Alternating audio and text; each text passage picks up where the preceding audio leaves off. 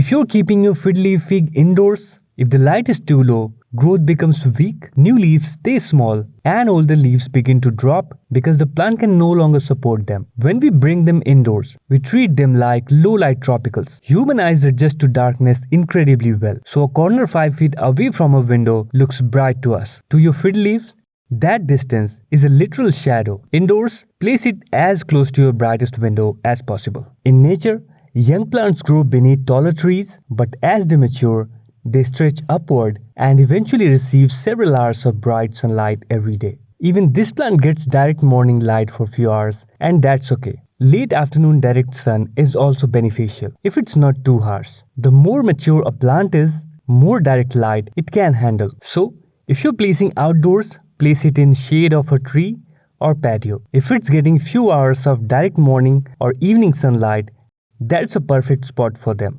Indoors, if your fiddle leaf fig is leaning toward the window, has large gaps between leaves, or hasn't grown in months, it's asking for more light. Its leaves are tiny food factories. Using sunlight, they convert water and carbon dioxide into sugars through photosynthesis. More light means more energy. More energy means stronger roots, healthier leaves, and faster growth. No matter how good the potting soil is or fertilizer you are using, if it's not having enough light, it will struggle. So light is the most important factor for its health and proper growth. Now let's move on to watering, which is completely dependent on that light. Fiddle leaves rely on something called turgor pressure. Water travels from the roots up the stem and inflates the cells of those massive leaves to keep them standing upright and rigid. The biggest mistake, watering on a strict schedule or giving it cups of water. When you give it just a cup of water, you create dry pockets in the soil, causing root dieback. But if you water too frequently in low light, you cause root hypoxia, literally suffocating the roots.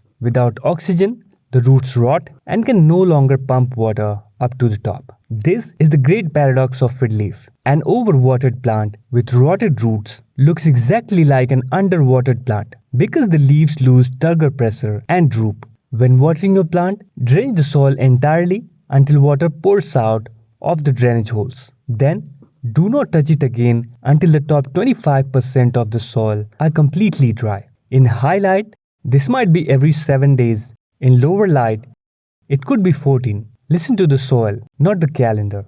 In winters, let the soil dry out about 50%. It's really necessary that your potting soil is draining well. You can mix regular potting soil and cacti mix for a lightweight and well-draining soil mix. Roots need two things to survive: water and oxygen. Healthy potting soil contains tiny air pockets filled with oxygen. When the soil stays constantly wet, those air pockets fill with water instead. The roots literally begin to suffocate. Without oxygen, harmful fungi multiply.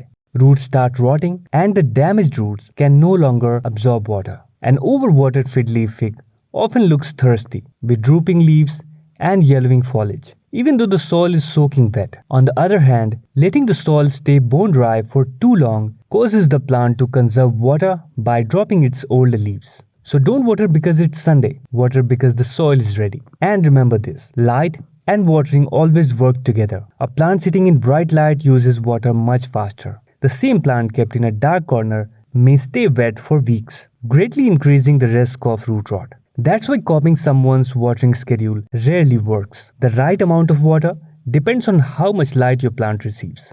Hope you liked the information. Give this video a thumbs up and subscribe for more houseplant care videos.